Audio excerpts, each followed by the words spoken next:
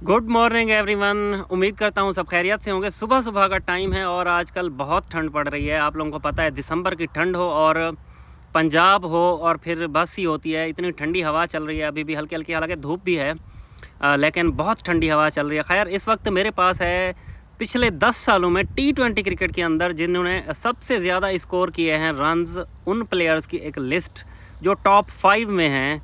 5 ऐसे खिलाड़ी जिनकी पिछले 10 साल में T20 क्रिकेट में सबसे ज़्यादा रन्स भी हैं, ऐसे समझें, और मोस्ट 50 प्लस स्कोर्स भी इन्हीं प्लेयर्स के हैं। और आप लोग जान के हैरान होंगे कि सिर्फ 2 टीमें ही ऐसी हैं जिनसे ये पाँचों खिलाड़ी हैं। सिर्फ 2 टीमें, जिनमें से 5 खिलाड़ी ऐसे हैं जिनके पिछले 10 सालों में T20 क्रिकेट के अंदर सबसे ज़्यादा रन्स हैं। पिछले वीडियो में मैंने बताया था कि इस लिस्ट में ऑफ कोर्स 2 ऐसे प्लेयर्स हैं जिनके बारे में अभी आजकल ये बात आम है कि वो टीम इंडिया का हिस्सा नहीं होंगे 2024 के T20 वर्ल्ड कप में। तो शुरू करते हैं और देखते हैं कि पहले नंबर पे कौन है। कौन हो सकता है? Of course the one the only king Kohli, Virat Kohli, जिन्होंने पिछले 10 सालों में, यानी 2014 से 2024 ले लें या 2013 से 2023 ले लें आप लोग, 34 सेंचुरियाँ हैं विराट कोहली की 34 निस्फ सेंचुरियाँ हैं विराट कोहली की T20 क्रिकेट में पिछले 10 सालों में। विराट कोहली पहले नंबर पे हैं 34 सेंचुरियों के साथ।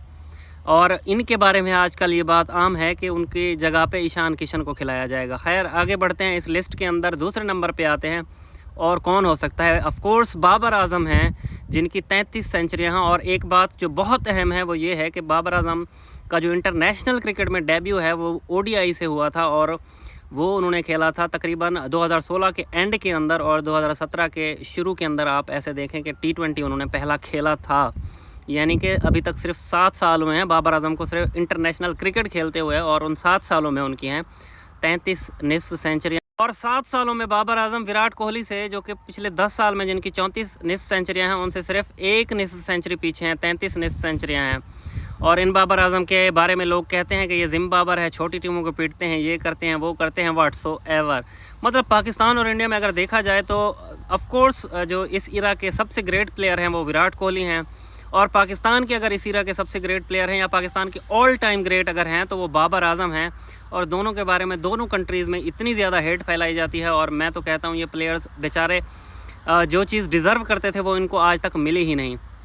और उसके बाद खैर जो तीसरे नंबर पे हैं इस लिस्ट में वो हैं हिटमैन रोहित शर्मा, जिनके वाइट बॉल क्रिकेट में सबसे ज़्यादा छक्के भी हैं।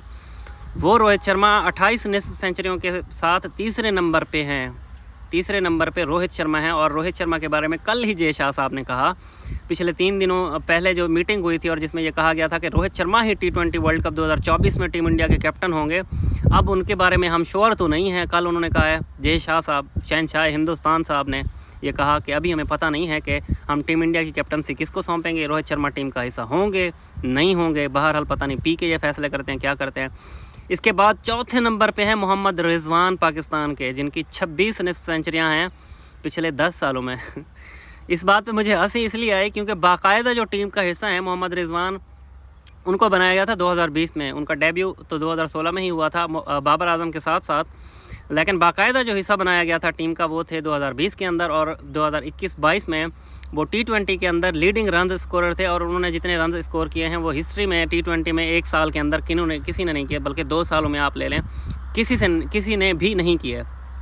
वो मोहम्मद रिजवान, जिनके बारे में ये भी कहा जाता है कि बहुत स्लो खेलते हैं यार, बाबर आजम से थोड़ा तेज़ खेलते हैं, लेकिन इनकी भी ओपनिंग में जगह बनती नहीं है।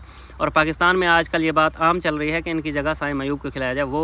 वो मोहम्मद रिजवान चौथे नंबर पे हैं 26 निस्फ सेंचुरियों के साथ। मेरे ख्याल में पिछले 3 सालों में कहा जाए, पिछले 10 सालों में भी ना कहा जाए।